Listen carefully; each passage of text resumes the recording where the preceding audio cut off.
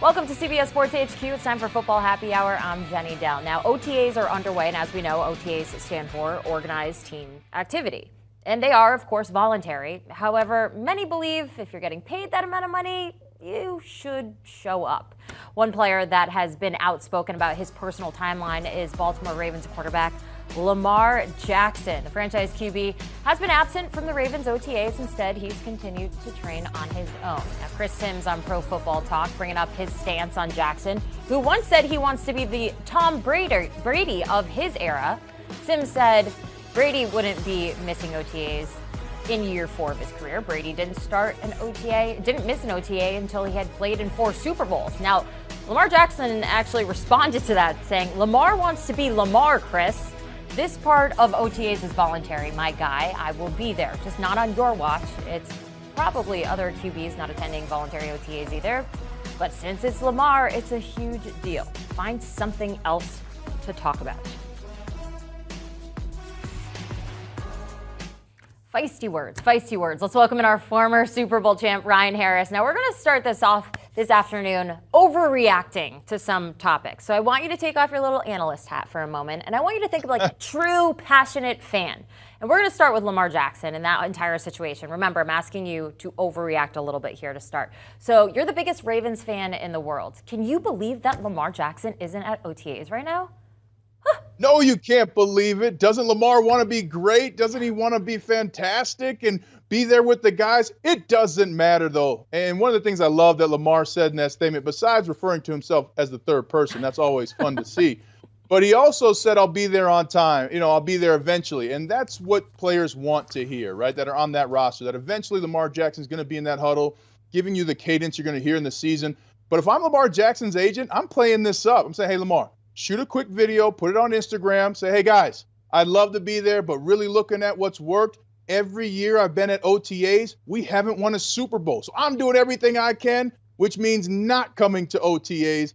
And this is a time that really Lamar Jackson knows what's going to happen. They're not installing new plays. This is for other players to really get back in shape. And he's also right. There are some other quarterbacks who are not reporting to camp. Kyler Murray, Aaron Rodgers, of course, missing OTAs. So at least Lamar Jackson's around, but I'd have fun with this. It drives coaches nuts, but that's because coaches got nothing to do in the summer anyway, so they're going crazy. But Lamar Jackson, his numbers, he's done everything but win a Super Bowl. He's been on the brink. I think they might get there last year if he's not injured. So he's okay to miss some OTAs. And by the way, Jenny, only $150 a day that you get for being at OTA practices. I mean, I'll take it. But I do think you would actually make some money being Lamar Jackson's agent, because I think that's a great idea. We'll just follow through with that. We're going to dive a little bit into this Ravens offense a bit. We'll take this seriously. So they're now without wide receiver Marquise Brown, who's traded to Arizona, and Sammy Watkins, who signed with Green Bay. So is there a wide receiver out there that you feel like can help out the Ravens? Well, I really like Will Fuller, former Notre Dame graduate, former Texan as well. And one of the things about Will Fuller, yes, not a great year last year, but 2 years ago, 2020, who was the quarterback at the Texans? Well, he had a dynamic quarterback in Deshaun Watson, almost had 900 yards, on 53 catches. He's got some speed. Also, Albert Wilson, wide receiver from the Miami Dolphins. I think he could be a good get as well. I mean, these are the kinds of moves that you can make because you're the Baltimore Ravens. You have a dynamic player with Lamar Jackson. You have other players around him like Mark Andrews at tight end, and you have a powerful offensive line with now Ronnie Stanley coming back. You can get a marginal player, so to speak, looking at the stats and really turn them forward and create production. But one of the things I like about Will Fuller, he has speed. And when you got linebackers and defensive backs looking in the backfield for Lamar Jackson, if you have speed like a Will Fuller, that's where you create big plays and get big chunks of yard. He would definitely be a welcome addition if that happens. All right, let's make a case for the Baltimore Ravens to win the AFC North. How could they get it done? Well, they have a good road now, right? Pittsburgh, you got to depend on Mitch Trubisky if you're Pittsburgh. The real question is, what's happening at the Browns? That's going to be a big deal. And, of course, the Cincinnati Bengals. But the Cincinnati Bengals, they're going to play a season now with expectations, very different than last year. So for me, the Ravens winning the AFC North is very probable, especially if Lamar can stay healthy all year. And if he can develop some rapport with a downfield threat, I think this is their division to take. And again, I think the Bengals, it's different when you come to the facility and the expectation is to win a Super Bowl. And really, few people in that locker room know what it's like to actually win one. Everybody knows what it's like to lose one. Plus, they lost Al Golden, a powerful piece on that defensive coaching staff. So I think the AFC North is the Ravens for the taking. I think everyone wants to know what's going on with the Browns as well. But hey, you like the Ravens there? The Ravens, their first 4 games are against AFC East teams. Interesting the way that the schedule works out. The first 4 games, the Jets, the Dolphins, New England Patriots, and the Bills. So it's a tough path there. But all right, we're going to move forward. I want another overreaction here. Undrafted rookie wide receiver for the Kansas City Chiefs, Justin Ross, made the most absurd one-handed catch at Chiefs OTAs. Take a look at this. It's viral. Can you believe it? Oh my God. I can believe it, and I can believe it's not a catch. Come on, Jenny. Everybody knows that ball's wiggling more than my waistline when he gets his paw on it at first. That's only 1 foot in. 1 foot, yeah. But Ross, and he's got to learn to put that second foot down. But what that tells you, though, Travis Kelce said that was after some other long routes in the day. So already Justin Ross is figuring out that he's going to get some opportunities with a quarterback like Patrick Mahomes. And Patrick Mahomes saying about that Chiefs offense, yeah, it will be everybody. He means it has to be everybody. They have to make up for Tyreek Hill's production. Travis Kelce, I think, will be that number 1 receiver still. But you got to get a player who can help you on possessions like Tyreek Hill did. And that's going to be a tough job for the Chiefs moving forward in this offseason. Yeah, I want to ask you about that in all seriousness. A lot of folks want to know what to expect from Mahomes given the fact that Tyreek Hill is no longer there. So give us a little projection for him. Well, I think you're going to see about 30 touchdowns from Patrick Mahomes. Now, that's going to be lower, the second lowest that he's had. But that could be different if Juju Smith-Schuster produces. Now, Jenny, I'm a Notre Dame guy, so I don't like to advocate for upside on USC players. But if Juju Smith-Schuster can really work to gain the trust of Patrick Mahomes over these OTAs, into practice, in the training camp, that's going to be huge, and that could keep the Chiefs atop of the AFC West.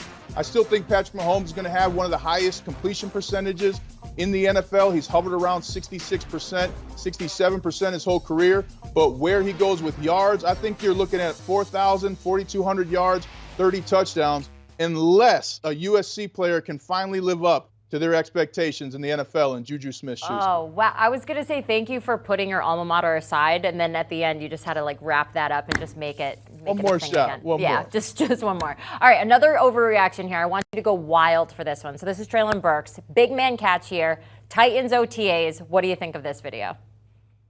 Well, I love this video that you're going to see. One, it's a play action, and then a high ball, and will he catch it? Yes! Touchdown! Not just a touchdown, Jenny, but that means that the Titans are going to the Super Bowl. Yes, a catch in May means you're going to win the Super Bowl. That's fantastic. But this is great news for Titans fans. This is the best thing you've seen since the last game of the playoffs last year. So for Treylon Burks, who's got a ton of weight on his shoulders trying to make up for the departure of A.J. Brown, if you're a Titans fan, you're going into this Memorial Day weekend. Not only do we have Top Gun 2, but we have another receiver who's going to help us win the Super Bowl. So this is a big move for Burks, and the big thing for him is he can get confidence from that play in practice, and they're going to be running a lot of that play-action pass as long as Derrick Henry's reign continues in Tennessee. Yeah, there's a lot of pressure there, too, on Burks. He had a rough start to his little career at Tennessee. Day 1 of rookie minicamp, remember, he looked gassed. He was unable to finish a full day of practice. Day 2, he couldn't stay on the practice field, leaving multiple times. So you got to say that that's probably felt good for him out there, and it's good to see him get that pub. Now, when you're looking at this Titans team this season, what type of pressure do you think Ryan Tannehill is facing? Well, so heavy, he's like floating at the bottom of the sea. I mean, Ryan Tannehill, if you're him, this is something where you're fighting for your career right now. I mean, there's doubts all around the NFL. Other teams and players I've talked to, they look at that Titans team and they say that's who we would love to go against in the playoffs. I also think having A.J. Brown move like that really gives Mike Vrabel some room to say, oh, well, we're still developing the roster. This is a win now Super Bowl championship caliber team. And Ryan Tannehill, unfortunately, his big mistakes and key moments have drawn the ire of fans as well as his teammates. He has a ton of pressure, and all he has to do is focus on success. I also love, though, Ryan Tannehill talked about how he went into a dark place in this offseason, saw a therapist. And one of the things that fans miss, a lot of teams have mental performance coaches. We had one the year we won Super Bowl 50. It really matters for players to talk about internal versus external validation, learning how to focus on what matters, learning how to turn your phone off, as sometimes, Jenny, people will text you after pregame warmups, hey, can I get 4 tickets to the game? I can't see that before a game. So I like that Ryan Tannehill has done the work off the field to keep a clear mind and move forward. But make no mistake, he's got the most pressure on him in the NFL to succeed because of the roster that he's on. Yeah, mental health obviously so key here, as it is everywhere in the country. But as you mentioned, it's so important when all of that pressure is coming down on you. All right, we're not going to have you go anywhere because we have much more to come, especially some more overreactions, which I'm really enjoying. I hope you guys are too. As we take a look at this upcoming NFL schedule, some important dates that we have, obviously, OTAs still going on now. Mandatory minicamp is going to be in the middle of June. That Hall of Fame day coming up on August 4th. And it all begins. The season starts September 8th. The Bills and the Rams kicking off the NFL season. Well, after spending a decade with the Seattle Seahawks, Russell Wilson is looking to bring the Denver Broncos back to the Super Bowl for the first time since they won with Peyton Manning under center 6 years ago. Now, Wilson met with the media following the Broncos OTAs to discuss the offensive progress, his thoughts on returning to Seattle for the season opener, and this comment. Take a listen here. The guys that we have, the weaponry that we have, the offensive line up front, those guys have been blocking their butts off, and so it's been a lot of fun. And we got a really good system. We got some good stuff, some amazing stuff that we're doing. Guys are getting open, they're making plays. Guys were making plays all over today, just touchdowns after touchdown, making plays, great catches. And the defense are making good plays too. I mean, it was just such a competitive practice, it felt like a championship type of week in OTA to 1. So that's a good feeling. Let's welcome back our Super Bowl champ, Ryan Harris. All right, so we're talking a little bit about overreactions here. And you hear what Russell Wilson had to say about his first week. Championship type week in OTAs. Championship type? I mean, really? Isn't it incredible? Did you know the Denver Broncos are back? They're going to the championship? They got the championship tape roll. You get a tape roll in May when you win a championship. But what Russell's really talking about is the effort and attention to detail that it takes to win a championship. And that's the biggest thing that this Broncos roster is learning. Yes, they have Pro Bowlers like Justin Simmons. I think Patrick Surtain will make his first Pro Bowl this season. But you have not had a team at its core that understands how to win. Only Brandon McManus, the kicker, is left over from Super Bowl 50. So this is a team that has to learn the habits the right way. And I was fortunate enough to play with Peyton Manning and learn how those habits are. That means that in a grazing grass period that the offensive line might have had during special teams, that Russell Wilson's going over with the lineman, hey, what about this blitz look? What about that blitz look? So you have to have attention to detail. And the fun part about playing with a great quarterback, they'll make you pay. If you don't run the right route, he'll throw the ball exactly where you should be, even if it's to a defender, just to prove a point. So it's good that Russell Wilson believes they had a championship week in May. That's always good. Get the honorary tape roll for winning that championship. But more importantly, the young players on this Broncos roster are learning the traits that you need to have and that day-to-day effort to be successful and ultimately win a championship in February. I love hearing that. Do you have a close relationship with Russell Wilson? You know, funny, not close, but funny, when I went to my buddy Brady Quinn's wedding, CBS's own Brady Quinn, my wife and I were sitting there at a table in Miami, and he said, hey, you mind if somebody else joins your guys' table? Maybe we got there a little late. No problem, Brady, sure.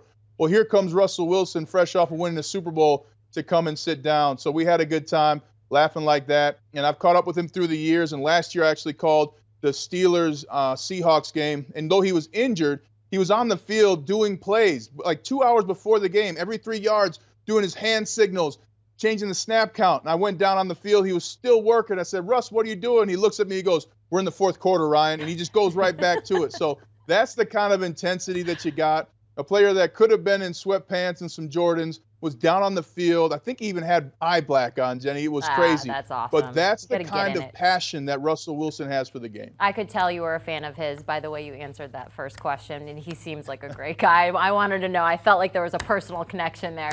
All right, so you got to look at what Wilson has around him now. He's used to having Tyler Lockett in his back pocket. What can we expect from him now with Jerry Jeudy? Well, this all depends on Jerry Jeudy being willing to go beyond the playbook. One of the things I loved about watching Tyler Lockett's game this past almost decade now is that he often would break a route because of a defensive breakdown because he knew that Russell Wilson could find that. That would be a huge part to Jerry Jeudy's game. Now, Jeudy's going to be targeted probably the most times he's ever been targeted in his career. One thing people miss, Tyler Lockett was targeted about 120 to 130 times a year. That's a heavy workload. You have to be in shape for that. So Jerry Jeudy not only has to learn the playbook, but then trust and learn how Russell Wilson will notice a defense and perhaps break a route for a big play. If Jerry Jeudy does that, you're going to be talking not only Tyler Lockett numbers, but you're going to be edging up to some record-setting numbers if we're overreacting. If he can learn to trust Russell Wilson, learn the playbook, and then trust himself to break a route when he sees a defensive breakdown.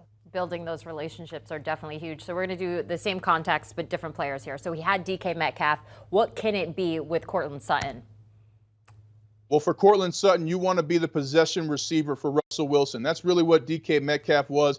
And one of the things I loved is DK Metcalf doesn't necessarily have the best speed in the NFL at that X position, but Russell Wilson timed his shots to make it look like DK Metcalf does. That's what Courtland Sutton can do. Conditioning is going to be an issue for Courtland Sutton in the sense that he really struggled out of the gate last year after an ACL injury and surgery. But this season, I've already seen him, talk to him a little bit. He's a bigger, stronger player. He looks like he finally grew into his body, and he's as excited about anybody else.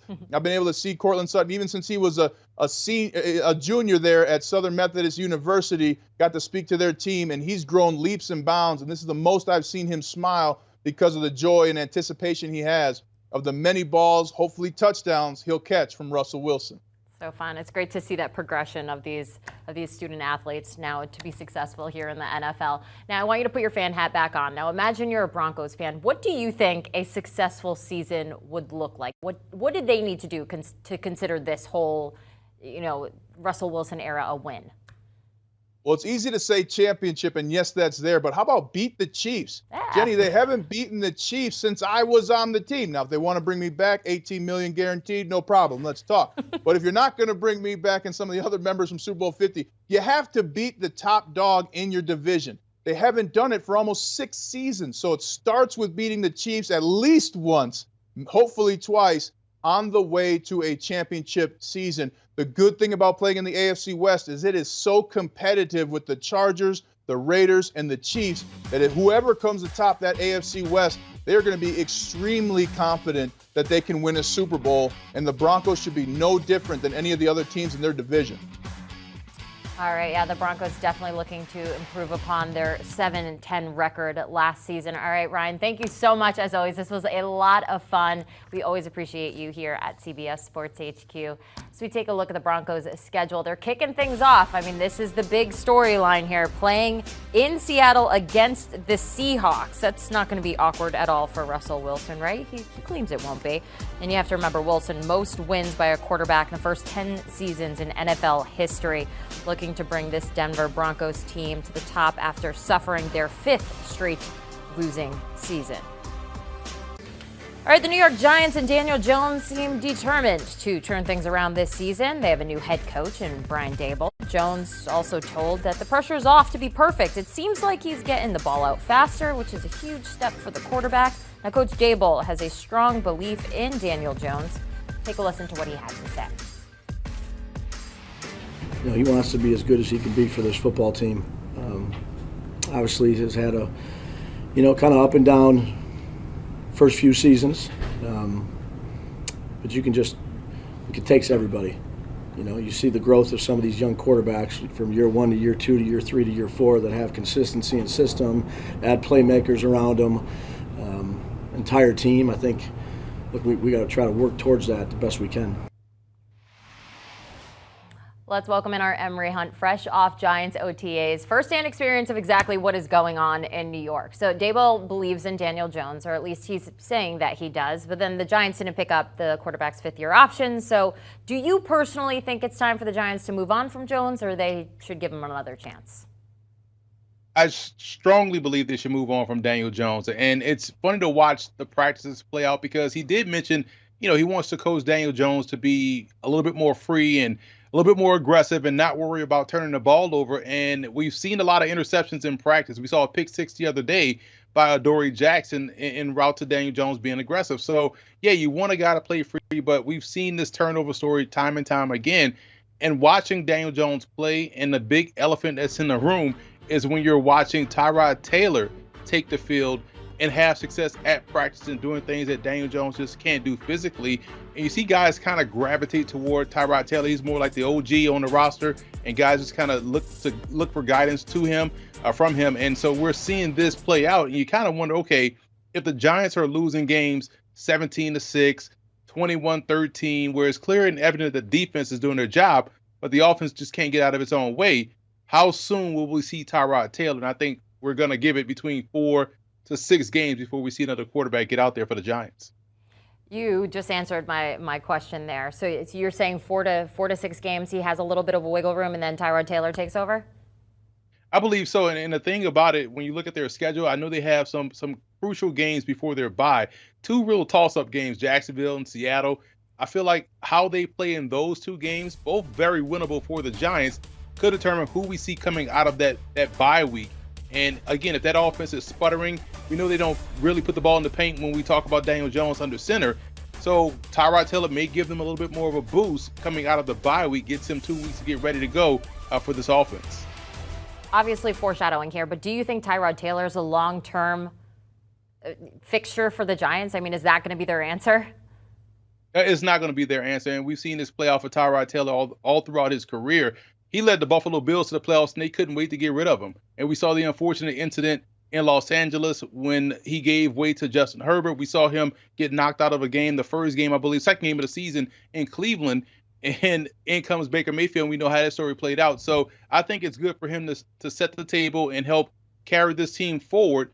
And when the 2023 drafts comes in and they can get their guy that they want long term, Tyrod can still play his role while giving way to the second year or to the rookie quarterback at some point in time. Makes sense there. All right, well, you're looking at a coach like Brian Daboll. He has 21 seasons of NFL coaching experience. He's bringing that to the Giants. What type of versatility can he bring to this Giants offense?